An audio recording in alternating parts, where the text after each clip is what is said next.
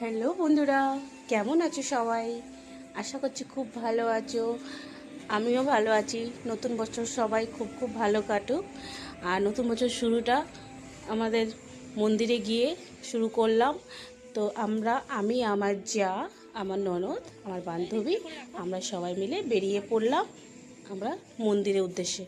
তো দেখো, মন্দিরটা ভীষণই সুন্দর। এটা আমাদের দুর্গাপুরের মুচিপাড়াতে রামসীতা মন্দির।